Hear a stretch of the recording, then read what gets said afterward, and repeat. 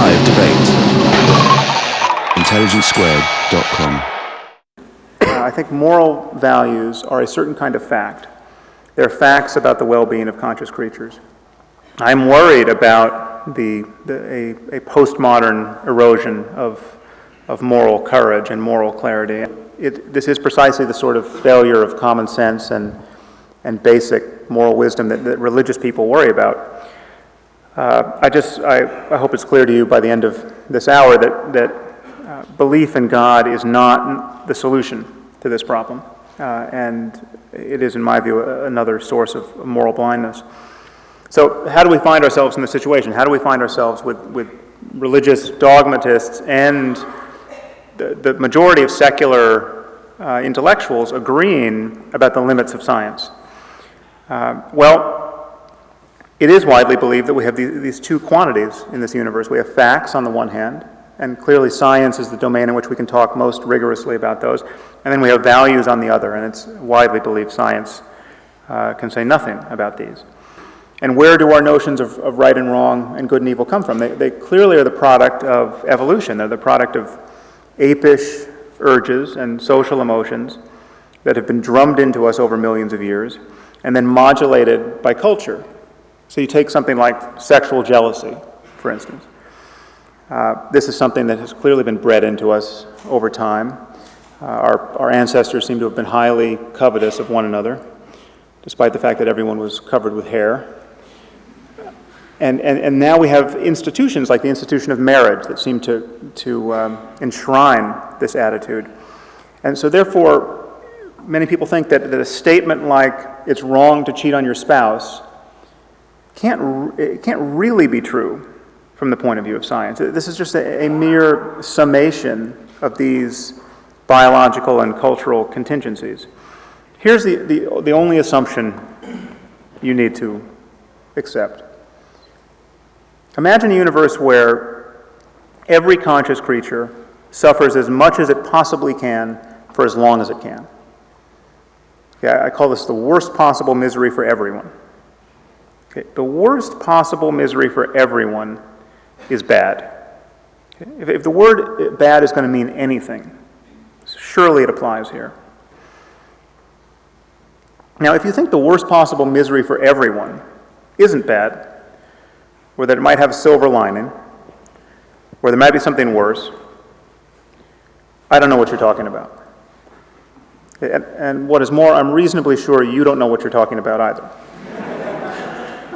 It is not unscientific to say that the Taliban are wrong about morality. In fact, we have to say this the moment we admit we know anything at all about human well-being. In fact, the moment we admit that we will know anything at all about human well-being, this space of truth claims opens up. What are we really saying when we say that science can't be applied to questions of right and wrong and good and evil?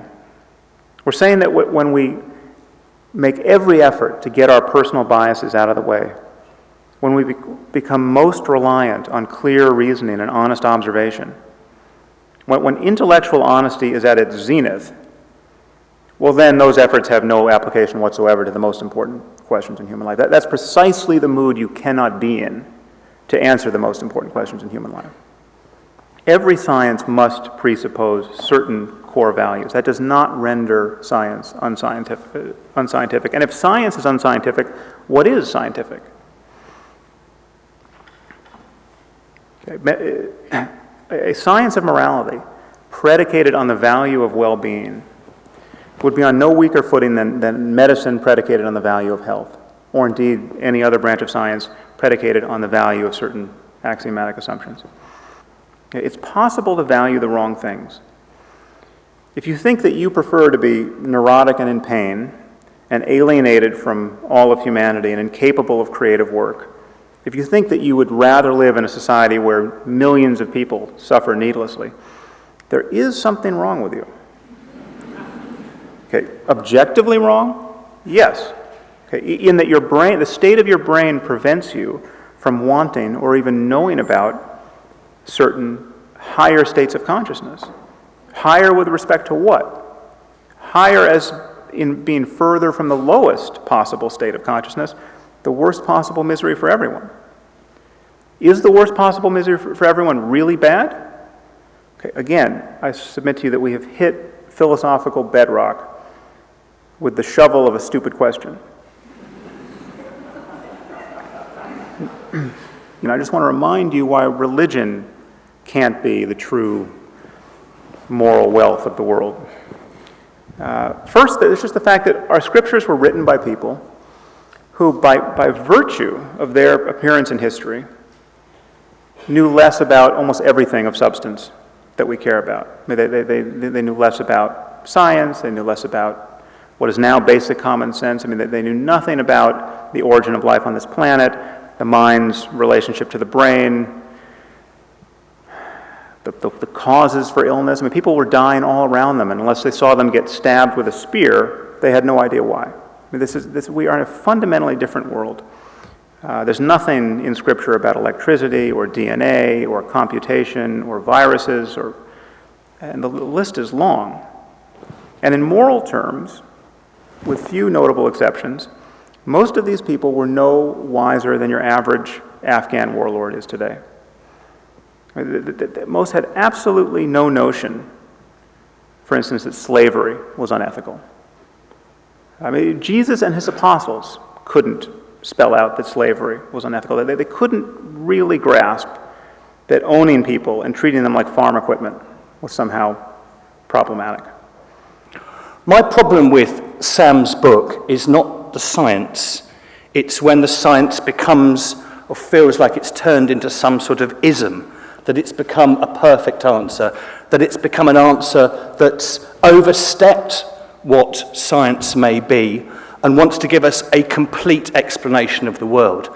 It's that complete and totalizing explanation of the world, which it's one of the reasons that religion itself has been so wicked in the past. One of the advantages of being a Christian and coming from a tradition where you have done so many bad things, where there is so much blood on your hands, that you develop a self-critical vigilance about one's own capacity for intellectually supporting terrible things. Now, that self-critical vigilance is something that I don't find in your book, Sam, that idea of being aware that those big explanations, those explanations that are held with huge certainty, that really brook no dissent, those sort of explanations are scary and dangerous. And so I said about Sam's book that really I'm more scared of Sam's book than it is that I disagree with it.